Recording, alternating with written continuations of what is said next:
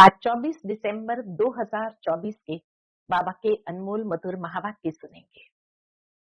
आज की मुरली बाबा की है कि बच्चे, देह अभिमान की कड़ी बीमारी है। इस देह अभिमान की कड़ी बीमारी से तुम्हें मुक्त होना है और देही अभिमानी बनना है। बाबा कहे, जब बच्चे देह अभिमान में आ जाते हैं तो ज्ञान और योग में ढीले हो जाते हैं। साथ ही साथ बाबा को कभी पत्र भी नहीं लिखते हैं, अपना समाचार भी नहीं देते हैं कि बाबा हम किस हाल में हैं, कैसे हैं, हमारा पुरुषार्थ कैसे चल रहा है। बाबा कहे अपना कोई समाचार नहीं देते हैं। तो बाबा भी समझ जाता है कि बच्चे को देह अभिमान रूपी माया ने पकड़ा है। तो इसीलिए बच्चों को देही अभिमानी होकर रहना है, ज्ञान का मनन चिंतन करना है, बाप की महिमा सबको सुनानी है और पढ़ाई पर विशेष अटेंशन देना है। कभी भी कोई भी बात में उल्टा नशा नहीं चढ़ना चाहिए। जब उल्टा नशा चढ़ता है तो बाबा कहे बाप को भी साधारण समझते हैं और बाप को याद ही नहीं करते हैं। तो सुनते हैं आज के बाबा के अनमोल मधुर महावाक्य। ओम शांति। मीठे बच्चे, अपार खुशी व नशे में रहने के लिए देह अभिमान की बीमारी को छोड़ प्रीत बुद्धि बनो, अपनी चलन सुधारो। आज की मुरली से प्रश्न है, किन बच्चों को ज्ञान का उल्टा नशा नहीं चढ़ सकता? उत्तर, जो बाप को यथार्थ जानकर याद करते हैं, दिल से बाप की महिमा करते हैं, जिनका पढ़ाई पर पूरा ध्यान है, उन्हें ज्ञान का उल्टा नशा नहीं चढ़ सकता। जो बाप को साधारण समझते हैं, वे बाप को याद कर नहीं सकते। याद करे तो अपना समाचार भी बाप को अवश्य दे। बच्चे अपना समाचार नहीं देते तो बाप को ख्याल चलता है कि बच्चा कहाँ मूर्छित तो नहीं हो गया है। ओम शांति। बाप बैठ बच्चों को समझाते हैं, बच्चे जब कोई नया आता है तो उनको पहले हद और बेहद दो बाप का परिचय दो। बेहद का बाबा माना बेहद की आत्माओं का बाप, वह हद का बाप हर एक जीव आत्मा का अलग है। यह नॉलेज भी सभी एक रस धारण नहीं कर सकते। कोई 1%, कोई 95% धारण करते हैं। यह तो समझ की बात है। सूर्यवंशी चंद्रवंशी घराना होगा ना। राजा रानी तथा प्रजा, प्रजा में सभी प्रकार के मनुष्य होते हैं। प्रजा माना ही प्रजा। बाप समझाते हैं यह पढ़ाई है। हर एक अपनी बुद्धि अनुसार ही पढ़ते हैं।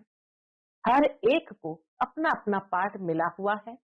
जिसने कल्प पहले जितनी पढ़ाई धारण की है, उतनी अभी भी करते हैं। पढ़ाई कभी छिपी नहीं रह सकती है। पढ़ाई अनुसार पद भी मिलता है। बाप ने समझाया है, आगे चल इम्तिहान होगा, बिगर इम्तिहान के ट्रांसफर हो न सके तो पिछाड़ी में सब मालूम पड़ेगा। परंतु अभी भी समझ सकते हो हम किस पद के लायक है। बल लज्जा के मारे सभी हाथ उठा लेते हैं। बाबा कहे, लज्जा के मारे सभी हाथ उठा लेते हैं, परंतु समझ सकते हैं ऐसे हम कैसे बन सकते हैं, फिर भी हाथ उठा देते हैं। तो बाबा क्या कहेंगे उसको?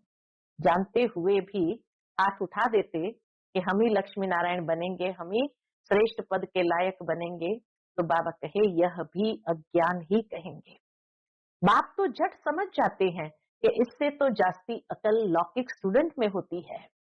वह समझते हैं हम स्कॉलरशिप लेने लायक नहीं है, पास नहीं होंगे। वह समझते हैं टीचर जो पढ़ाते हैं उसमें हम कितने मार्क्स लेंगे। ऐसे थोड़ी कहेंगे कि हम पास विथ ऑनर होंगे। यहाँ तो कई बच्चों में इतनी भी अकल नहीं है। देह अभिमान बहुत है। देह अभिमान भी कितने प्रकार का होता है, तो जैसे बाबा आज उसको स्पष्ट करते हैं। भल आए हैं यह देवता बनने के लिए, परंतु ऐसी चलन भी तो चाहिए। बाप कहते विनाश काले विपरीत बुद्धि, क्योंकि कायदे से बाप से प्रीत नहीं है। बाप तुम बच्चों को समझाते हैं कि विनाश काले विपरीत बुद्धि का यथार्थ अर्थ क्या है।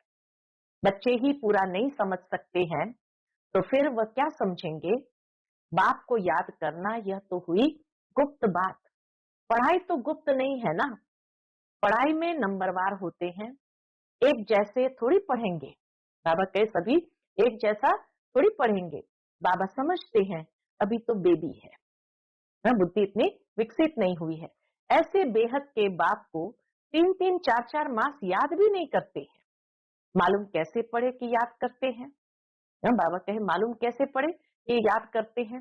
बाप को पत्र तक नहीं लिखते कि बाबा मैं कैसे कैसे चल रहा हूँ, क्या क्या सर्विस करता हूँ। बाप को बच्चों की कितनी फिक्र रहती है कि कहाँ बच्चा मूर्छित तो नहीं हो गया है, कहाँ बच्चा मर तो नहीं गया है। कोई तो बाबा को कितना अच्छा अच्छा सर्विस समाचार लिखते हैं। बाप भी समझते हैं बच्चा जीता है। पत्र लिखते तो बाप भी समझते हैं बच्चा जीता है। सर्विस करने वाले बच्चे कभी छिप नहीं सकते। बाप तो हर बच्चे का दिल लेते हैं कि कौन सा बच्चा कैसा है। देह अभिमान की बीमारी बहुत कड़ी है। बाबा मुरली में समझाते हैं, कईयों को तो ज्ञान का उल्टा नशा चढ़ जाता है, अहंकार आ जाता है, फिर याद भी नहीं करते हैं, पत्र भी नहीं लिखते हैं, तो बाप भी याद कैसे करेंगे। याद से ही तो याद खींचती है, याद से याद मिलती है। अभी तुम बच्चे बाप को यथार्थ जानकर याद करते हो, दिल से महिमा करते हो। कई बच्चे बाप को साधारण समझते हैं, इसलिए याद नहीं करते। बाबा कोई भपका आदि थोड़ी दिखाएगा। भगवान वाच, मैं तुम्हें विश्व की राजाई देने के लिए राजयोग सिखलाता हूँ। तुम ऐसे थोड़ी समझते हो कि हम विश्व की बादशाही लेने के लिए बेहद के बाप से पढ़ते हैं। यह नशा हो तो अपार खुशी का पारा सदा चढ़ा रहे। गीता पढ़ने वाले भल कहते हैं, क्या कहते हैं? श्री कृष्ण भगवान वाच, मैं राजयोग सिखाता हूँ, बस उन्हें राजाई पाने की खुशी थोड़ी रहेगी। गीता पढ़कर पूरी की और गए अपने अपने धंधे धोरी में। तुमको तो अभी बुद्धि में है कि हमको बेहद का बाप पढ़ाते हैं। उन्हें ऐसा बुद्धि में नहीं आएगा। गीता पढ़ने वाले को ये बुद्धि में नहीं आएगा कि हमको इस पढ़ाई के द्वारा श्रेष्ठ पद की प्राप्ति करनी है। बाबा कहे पढ़े और फिर बस गए अपने धंधे धोरी में, सब कुछ भूल गया। तो पहले पहले कोई भी आए तो क्या करना है? उनको दो बाप का परिचय देना है। बोलो भारत स्वर्ग था, अभी नर्क है, ये कलयुग है, इसे स्वर्ग थोड़ी कहेंगे। ऐसे तो नहीं कहेंगे कि सतयुग में भी है, कलयुग में भी है। इसको दुख मिला तो कहेंगे नर्क में है, और सुख मिला तो कहेंगे स्वर्ग में है। स्वर्ग कलयुग में भी हो, सतयुग में भी हो, ऐसा तो हो नहीं सकता है। लेकिन मनुष्य क्या समझते, किसको दुख मिला तो कहेंगे नर्क में है, किसको सुख मिला तो कहेंगे स्वर्ग में है।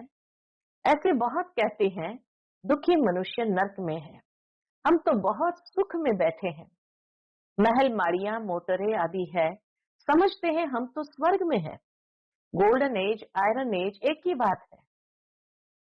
ज्ञानी नहीं तो कहेंगे सब एक ही बात है। तो पहले पहले दो बाप की बात बुद्धि में बिठानी है।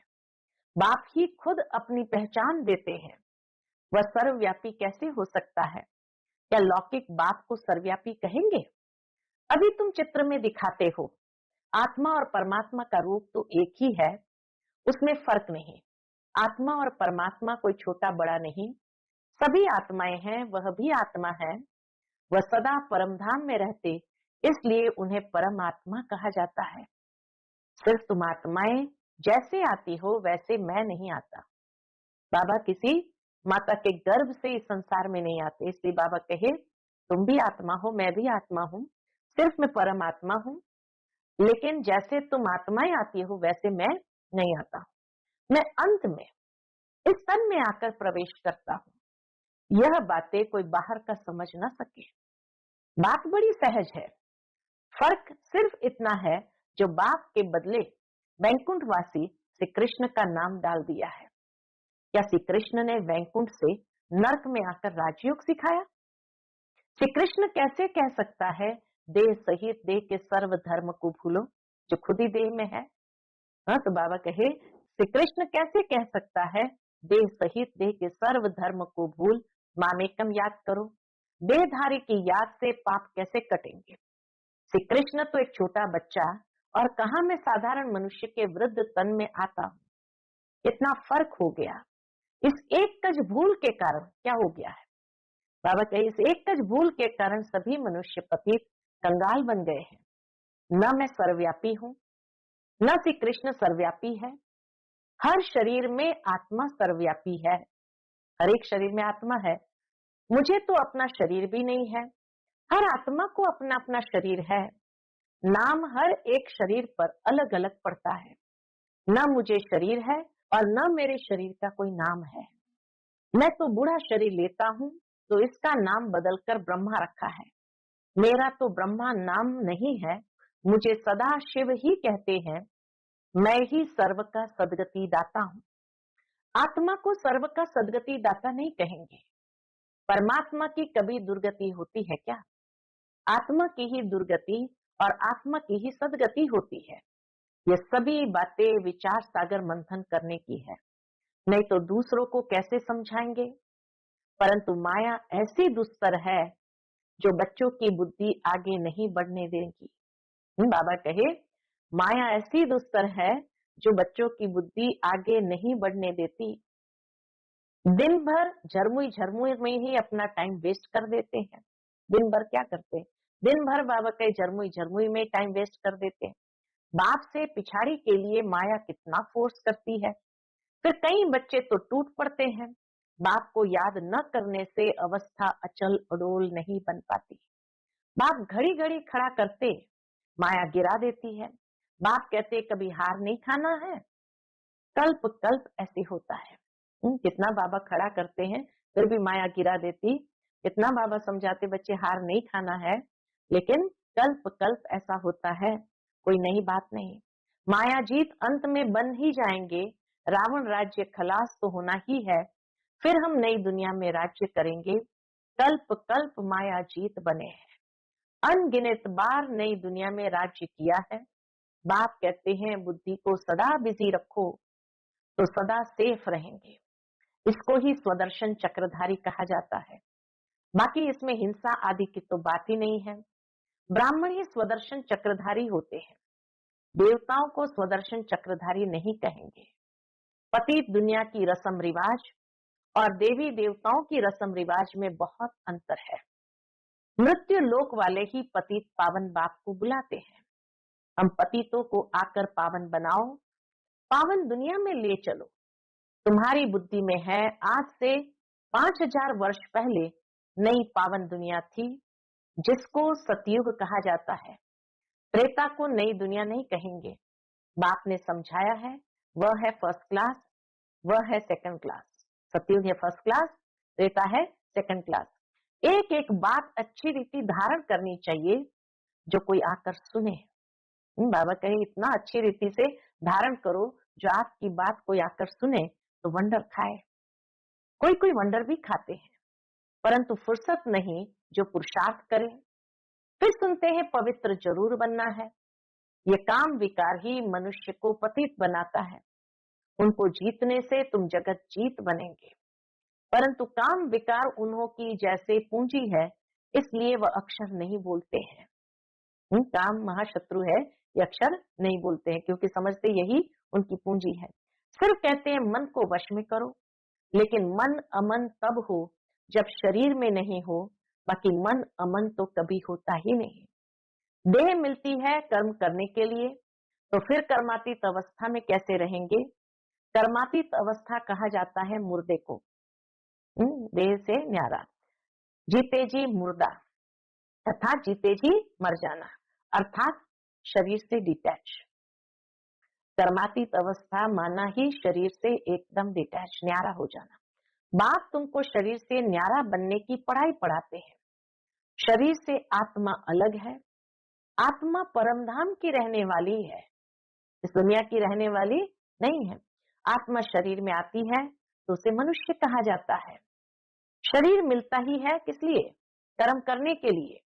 एक शरीर छोड़ फिर दूसरा शरीर कर्म करने के लिए लेना है। शांति तो तब हो जब शरीर में नहीं है। मूल वतन में कर्म होता नहीं, इसलिए वहां सब शांति में बैठे।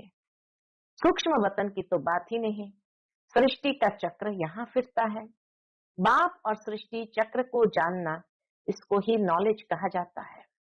सूक्ष्म वतन में न सफेद पोषधारी, न सजे सजाए, न नाग बलाएं पहनने वाले शंकर आदि ही होते हैं। न सफेद वस्त्रधारी, बाबा कहे सूक्ष्म वतन में न सफेद पोषधारी, न सजे सजाए विष्णु की तरह, या न नाग आदि पहनने वाला शंकर होता है।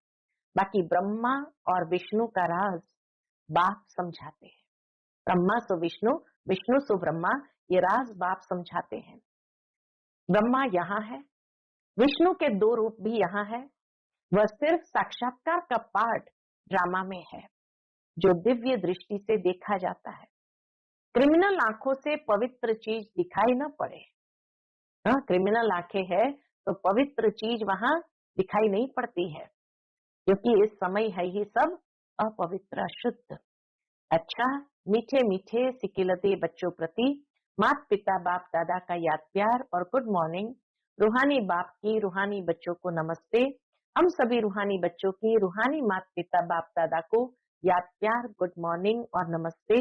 नमस्ते, शुक्रिया बाबा, शुक्रिया। आज की मुरली से धारणा के लिए मुख्य सार है। पहली पॉइंट, अपने आप को सदा सेफ रखने के लिए बुद्धि को विचार सागर मंथन में बिजी रखना है। स्वदर्शन चक्रधारी बनकर रहना है। झरमुई झरमुई में अपना समय नहीं गंवाना है। दूसरी पॉइंट, शरीर से डिटैच रहने की पढ़ाई जो बाप पढ़ाते हैं वह पढ़नी है। माया के फोर्स से बचने के लिए अपनी अवस्था अचल अडोल बनानी है। आज का बाप दादा का मधुर वरदान हम बच्चों के प्रति है। ब्रह्मा बाप समान लक्ष्य को लक्षण में लाने वाले प्रत्यक्ष सैंपल बन सर्व के सहयोगी भव। ब्रह्मा बाप समान लक्ष्य को लक्षण में लाने वाले प्रत्यक्ष सैंपल बन सर्व के सहयोगी भव।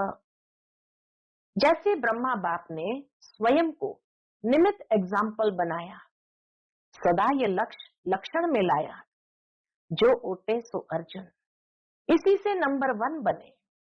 तो ऐसे फॉलो फादर करो, कर्म द्वारा सदा स्वयं जीवन में गुण मूर्त बन, प्रत्यक्ष सैंपल बन, औरों को सहज गुण धारण करने का सहयोग दो। इसको कहते हैं गुणदान। दान का अर्थ ही है सहयोग देना। कोई भी आत्मा अब सुनने के बजाय प्रत्यक्ष प्रमाण देखना चाहती है, तो पहले स्वयं को गुण मूर्त बनाओ। आज का स्लोगन है, सर्व की निराशाओं का अंधकार दूर करने वाले ही ज्ञान दीपक है। सर्व की निराशाओं का अंधकार दूर करने वाले ही ज्ञान दीपक है। शाह ओम।